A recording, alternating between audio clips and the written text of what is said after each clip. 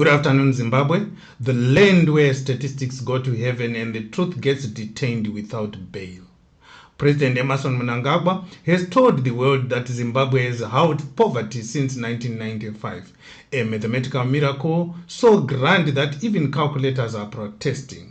Speaking at the World Summit for Social Development in Doha, ED proudly announced that poverty has dropped from 62% to 38%, crediting economic reforms and social development. Now, if you have been to Mbare lately, you agree. Yes, there's been change. It's just that most of it involves changing your meal from sadza with beef to sadza with hope. Mnangagwa was lyrical about Vision 2030, equality, social justice, and engagement.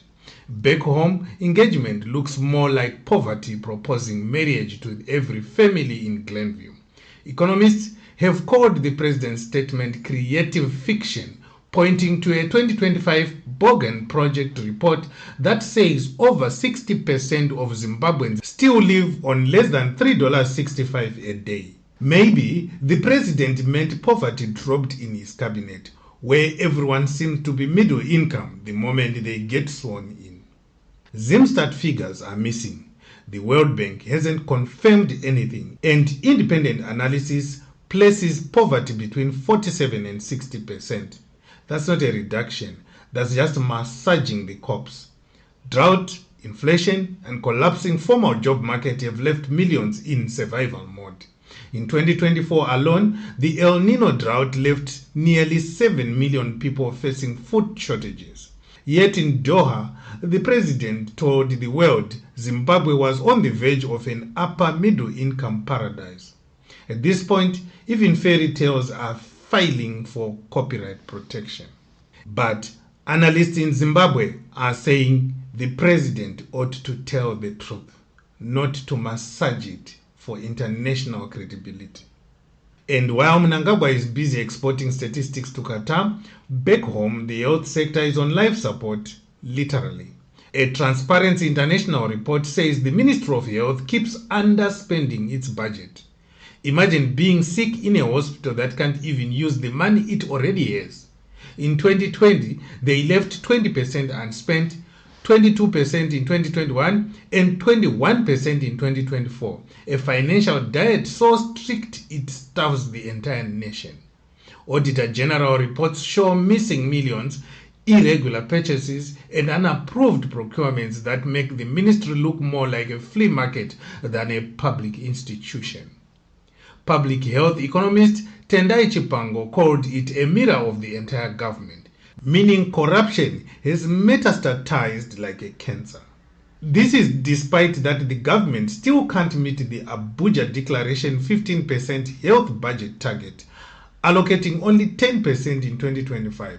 So, while Mnangagwa speaks of Vision 2030, the people are living Vision 1920, when survival depended on herbs and miracles.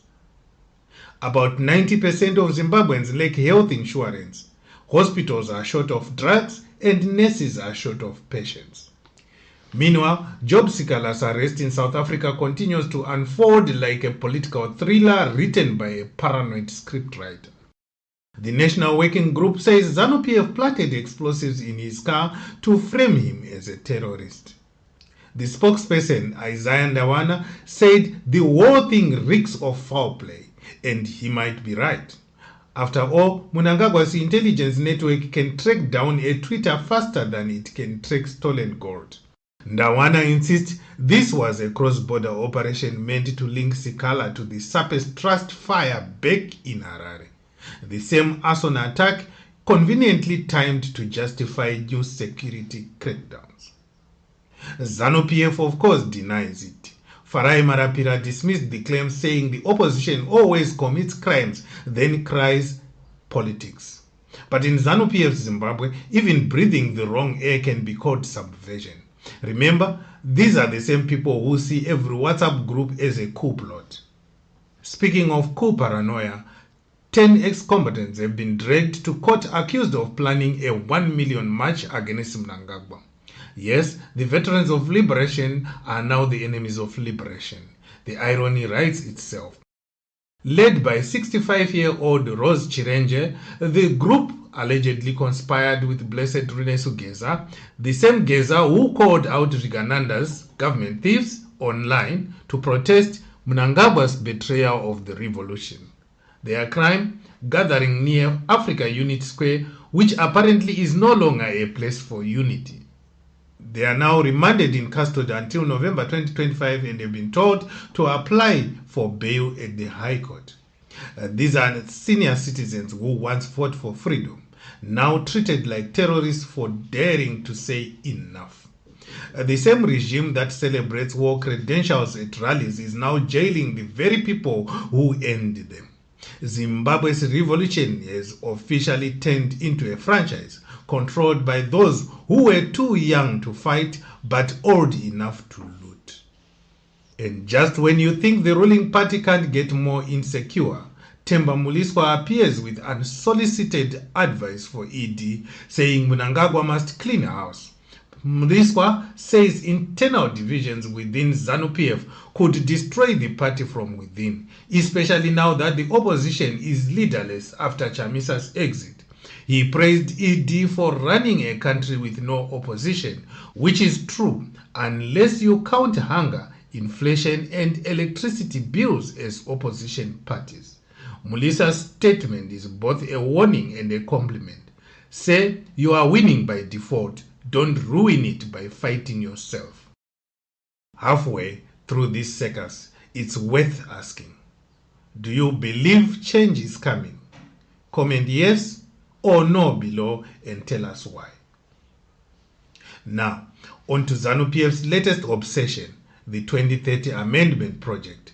Harare Provincial Chair Goodwill Masimirembwa has confirmed mobilization rallies are underway to push for Mnangagwa's term extension. Justice Minister Ziyambi is reportedly drafting the legal scaffolding for this stay forever arrangement, while cronies like Kudata Gwire pledge financial support for Vision 2030. In plain language, the people provide prayers and Tagwire provides the money. The party says the rallies will start in Mbare, Dzivarasekwa and Chitungwiza, basically everywhere where hunger lives. Meanwhile, constitutional experts like Tendai Biti are warning that playing games with term limits could ignite chaos. But ZANU-PF's definition of stability is everyone else keeping quiet while they rearrange the constitution like a Lego set. Mnangagwa's men are now so high on power, they think laws are optional, like seat belts in a Zupco bus. And while the political elite rewrite the rules, Charlton Wende decided to ignite his own firestorm by defending the proposed $150,000 MP housing loans. The same MPs who can't fix a pothole now want mansions.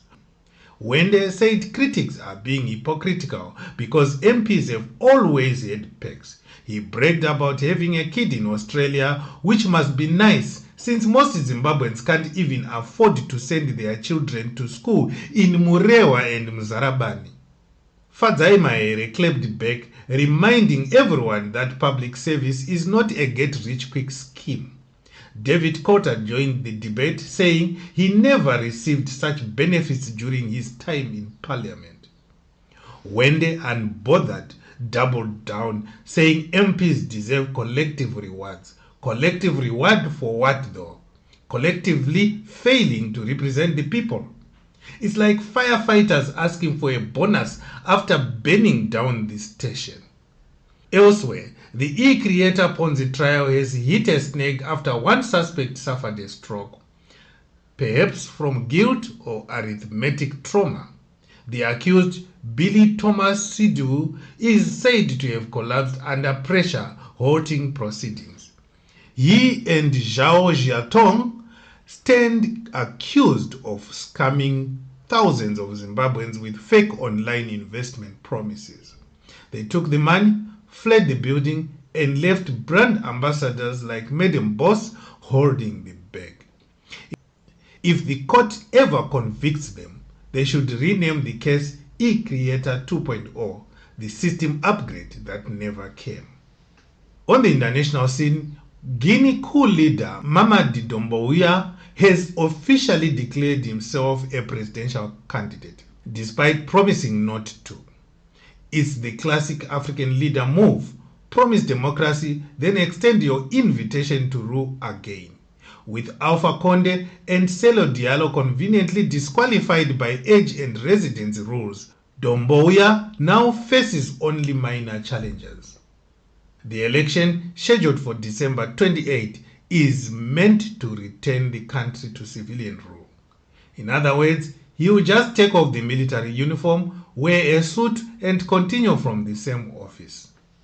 Meanwhile, in Gaza, the so-called ceasefire is breaking faster than Zimbabwe's internet during a protest. An Israeli drone strike killed 2 people, one of them a child, despite the truce.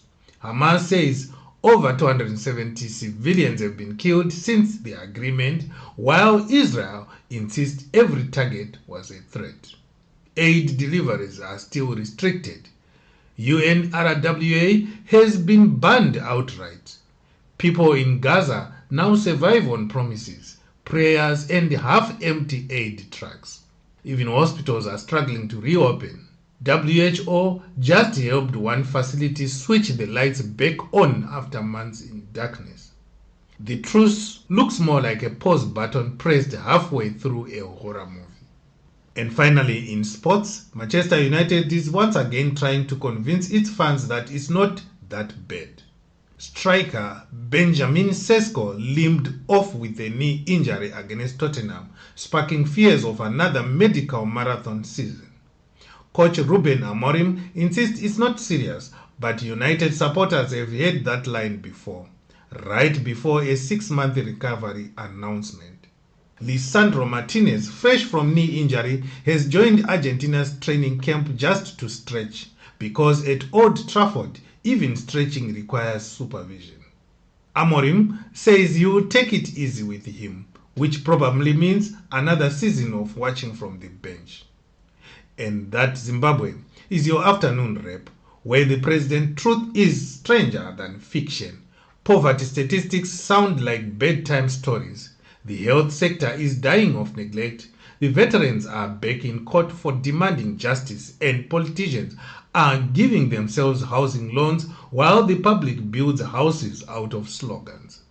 Zimbabwe's story remains a dark comedy, but even comedies can end in revolution.